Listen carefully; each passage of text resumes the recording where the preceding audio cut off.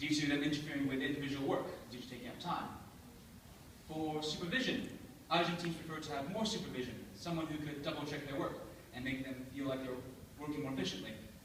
For hierarchy, a lot of iGEM teams seem to have a leaderless system or horizontal hierarchy, where everyone could pitch in to help make decisions.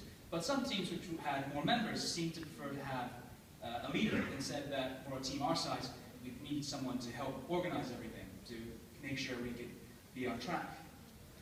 And for robustness and specialization, there was this interaction between these two themes, where if a task became too specialized, it would be hard to make robust. Because iGEM teams seem to solve or consider robustness by redundancy.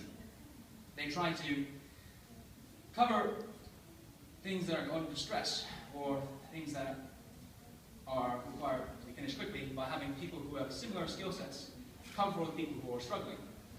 But if there is no one with the same skill set, if the task is too specialized, then it becomes hard to make it robust.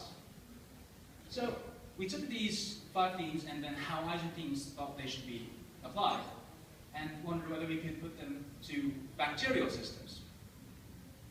So, for example, if you design a microbial system, would it require communication? And if it did require communication, would it require, or would it follow the same pattern as iGEM teams? Would there be a large amount of communication in the beginning that would gradually peter off as individual work or metabolic processes became more important?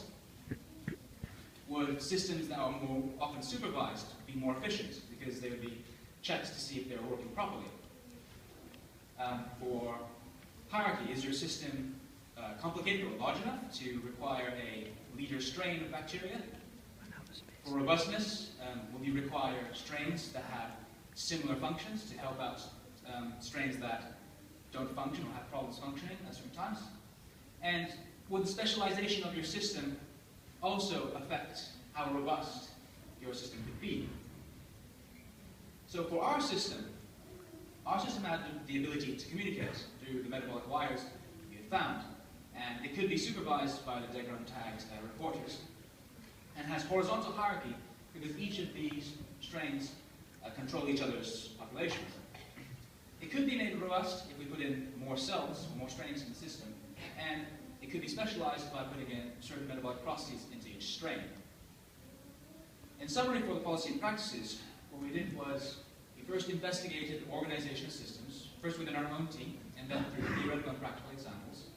And then we investigated other iGEM teams and their organization, and considered whether, or how future iGEM teams might want to organize themselves, and how they want to consider organizing themselves, and whether these were applicable to systems in general, both bacterial and social. Thanks, Yuma. So, just to wrap up then, these are the 4 key things that we tackled in our bid to make these multi-strain systems possible and made biotechnology more sustainable. So we designed this example system with the 3 strains that could regulate its growth, and we also modeled the requirements for it.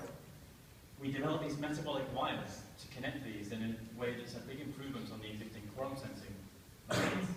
We characterized the degrons that are out there in the registry to get them into a place where we can use them in such a system. And we also looked at human systems to see to what extent they were analogous to the bacterial system that we were trying to build. So, I guess in closing, the thing that we really want to emphasize here is that these kind of systems, these metabolic wiring and things like that, these are not just some academic curiosity that are kind of fun to do in the lab but aren't really applicable elsewhere. The problems that we mentioned in the beginning, this inability to use mixed microbial populations and this lack of means to use sustainable raw materials, these are real problems that the industry is facing, and we're looking for solutions now. So if we could rewire bacteria, if we could make a system such as this one possible, and I think we've gone to some lengths to show that it could be possible, then we really could solve these problems that biotechnology is facing. We could make these high-value compounds much more accessible, and that's really the world that we're trying to move to with our project. So, just in closing, we're very grateful to all our sponsors. Obviously, we wouldn't be able to do any of this without them. We're grateful to our supervisors and instructors for all the help they've given us, and of course to everyone here for coming to listen to us today.